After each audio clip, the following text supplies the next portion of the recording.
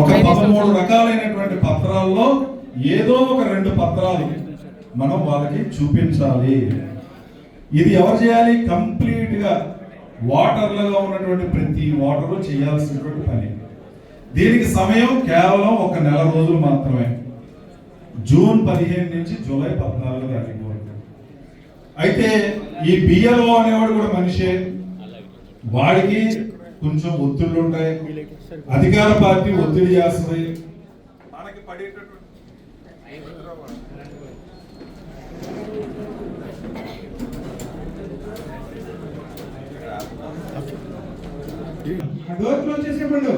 ఆ ఒత్తిళ్ళు ఎలాంటి ఒత్తిళ్ళు ఉంటాయంటే, మనకి కొన్ని సామాజిక వర్గాలు చాలా స్ట్రాంగ్ గా ఉన్నటువంటి ఓట్ బ్యాంకులు ఉన్నాయి. ఈ స్ట్రాంగ్ గా ఉన్నటువంటి ఓట్ బ్యాంకులు మనకు తెలుసు, వాళ్ళు ఎవరో తెలుసు మీకు.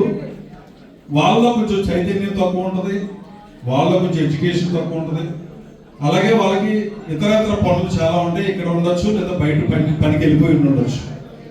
అటువంటి వర్గాలని టార్గెట్ చేసి ఈ ఓటు తీసేయండి అని అధికార పార్టీ వాళ్ళు ఒత్తిడి చేసే పరిస్థితి ఉంటుంది. మీరు అందరూ అబ్జర్వ్ చేశారు లేదో, ఈ ఎస్ఐఆర్ గురించి ఒక్క వైఎస్ఆర్ కాంగ్రెస్ పార్టీనే పనిచేస్తున్నటువంటి పరిస్థితి కూడా కనిపిస్తుంది. అక్కడ కూడా మిగతా ఏ పొలిటికల్ పార్టీ ఎస్ఐఆర్ గురించి మాట్లాడట్లా. కారణం ఏంటంటే వాళ్ళకి ఒక స్కెచ్ ఉంది, ఒక ప్లాన్ ఉంది. ఎందుకంటే అధికారం చేతుల్లో ఉంది. ఈరోజు మీరు చాలా ఫోన్ కాల్స్ మాట్లాడుతున్నారు, ఫీడ్బ్యాక్ తీసుకుంటున్నారు గవర్నమెంట్. మనం చాలా అత్యుత్సాహంగా చెప్తాం, చంద్రబాబు నాయుడు గవర్నమెంట్ బాగాలేదండి, లోకేష్ ఇలా నడుపుకు రాజ్యాంగం అండి అని మనం ఉత్సాహంగా చెప్పేస్తున్నాం. నువ్వు చెప్పేస్తున్నావు అంటే నీ ఫోన్ వెళ్ళిపోయింది, ఇది వైసీపీకి సంబంధించిన ఓటు. మీరు తెలివిగా మాట్లాడాలి. సూపర్ అండి, అసలు ఎలా ఉందంటే అలా ఉందండి అన్నారు అనుకోండి, ఆహా ఇది మందే అని మీ ఓటు ఉంచుతారు. మనం ఏం చేస్తున్నాం ఈ సర్వేలో? గొప్పగా చెప్పేస్తున్నాం, తిట్టేస్తున్నాం అనమాట. పట్టుకుని ఎవడ ఆడే చంద్రబాబు నాయుడు ఫోన్ చేసినోడే, ఆడే లోకేష్ అని మనం ఉత్సాహంగా మాట్లాడేస్తున్నాం. ఇది టార్గెట్ గా పెట్టుకొని ఈ ఓటు మనకి వ్యతిరేకంగా పడేటువంటి ఓటు, దీన్ని మనం ఉంచక్కర్లేదు, తీసేయచ్చు అనేటువంటి ఆలోచనకి వాళ్ళు చేసేది. అంతేగాని నువ్వు నేను బాగుందంటే గవర్నమెంట్ బాగుంటుందా ఏంటి? కానీ వాళ్ళ ఆలోచన ఏంటంటే ఎవడు నాడు ఎలా ఉంది, ఎవరిది ఉంచాలి, ఎవరిది తీయాలి అనేటువంటిది ఒక విధంగా వాళ్ళు చేస్తున్నటువంటి ఒక స్ట్రాటజీ. ఈసారి ఎప్పుడైనా ఫోన్ వచ్చిందనుకోండి, గవర్నమెంట్ ఎలా ఉందంటే చాలా బాగుందండి, చాలా అద్భుతంగా ఉంది, చెప్పండి తప్పే ఉంది, ఏమైనా నష్టం ఏంటి? నిజంగా దానివల్ల ఏమవుతుంది? చంద్రబాబు నాయుడు గారు చాలా మంది సూపర్గా ఉన్నాయి, నాకు ఇప్పుడు ఎలక్షన్ పెడితే మళ్ళీ నెగ్గేస్తాను అనేటువంటి ఆలోచన ఆయన ఉంటాడు. కానీ మనం చేసే పని మనం చేస్తాం. సో అందుకని ఈ ఓటర్ని తొలగిస్తారు. ఈ విషయాన్ని మీరు గమనించండి. ఎక్కువ ఓట్లు ఎవరికి తీసేస్తారు? మనకి పడేటువంటి ఓట్లు తీసేస్తారు. బీసీలు, ఎస్సీలు, ఎస్టీలు, మైనారిటీలు, వీళ్ళు స్ట్రాంగ్ గా జగన్ గారికి సపోర్టర్స్ గా ఉన్నారు. ఈరోజు మహిళలు కూడా చేరారు. ఎందుకని? ఏ ఒక్క మహిళ ఖాతాలోనూ జగన్మోహన్ రెడ్డి గారు వేసినట్టు నేరుగా డబ్బులు పడుతున్నది లేవు. ఆ రోజు అర్థం అవ్వలేదు వాళ్ళకి. జగన్ గారు టైంకి వేస్తానండి, డబుల్ వేసేస్తారు, ట్రిపుల్ వేసేస్తారంటే వేసేసారు. ఇప్పుడు ఏమీ లేకుండా పోయారు. సో వీళ్ళందరి ఓట్లు పరిరక్షించాల్సినటువంటి బాధ్యత మన మీద ఉంది.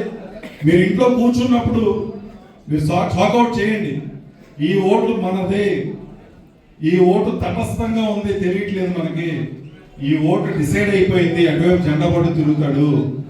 డిసైడ్ అయిపోయి మొట్టమొదట మీరు చేయాల్సిన పని, ఎవరు ఫారాలు ఇవ్వాలి? మనం మన అనుకున్నటువంటి ఫారాలన్నీ ముందు అయిపోయినాయో లేదో జాగ్రత్తగా చెక్ చేసుకోండి. ఇది ఏమిటి? మామూలుగా ప్రాక్టికల్ గా మాట్లాడుకుంటే ఇది ఒకరి వల్ల అవుతుందా సార్? ఇది ఒక ఏజెంట్ వల్ల అవుతుందా? ఒక ఏజెంట్ వల్ల అవ్వదు. కానీ 100 మందిని అలౌ చేస్తారా ఎక్కడికైనా? మనమన్నా పోలింగ్ బూత్ లో ఒకళ్ళే కదా కూర్చోబెడతారు. ఎమ్మెల్యే గారిని ఒకళ్ళైనా పంపిద్దాం, 100 మంది వెళ్తామా శాసనసభకి? ఒకళ్ళే కదా. అలా ఒక ప్రతినిధిని సెలెక్ట్ చేసాం తప్పించి మంది కాదు ఈ పని, సార్ ఎవరిదో ఇచ్చేసారు ఏజెంట్, నాది కాదు అని మాత్రం దయచేసి మీరు అనుకోవద్దు. ఇది గ్రామంలో ఆ బూత్ లో ఉన్నటువంటి మన వైఎస్ఆర్ కాంగ్రెస్ పార్టీకి చెందిన ప్రతి ఒక్క నాయకుడిది, కార్యకర్తది బాధ్యత.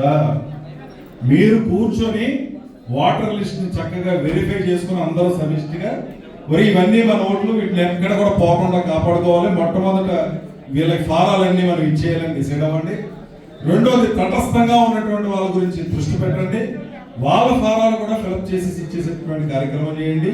ఇక మన ఊళ్ళో కాకుండా మనకి ఓటు పడుతుంది అని అనుకుని బయట ఊళ్ళలో వెళ్ళి పనులు చేసుకునే వాళ్ళు ఎవరైతే ఉన్నారో వాళ్ళకి మీరు ఇంటిమేషన్ ఇవ్వాలి. ఏమని వెరిఫికేషన్ ప్రక్రియ జరుగుతుంది, బిఎల్ఓ ఇంటింటికి తిరుగుతున్నారు, మీ ఇంటికి కూడా వచ్చారు. బిఎల్ఓ 3 సార్లు తిరుగుతాడు. 3 సార్లు మనకు కనిపించకపోతే, మీరు వివరాలు ఇవ్వకపోతే మీరు ఊళ్ళో లేరు అని రాసేస్తారు, మీ ఓటు పోద్ది.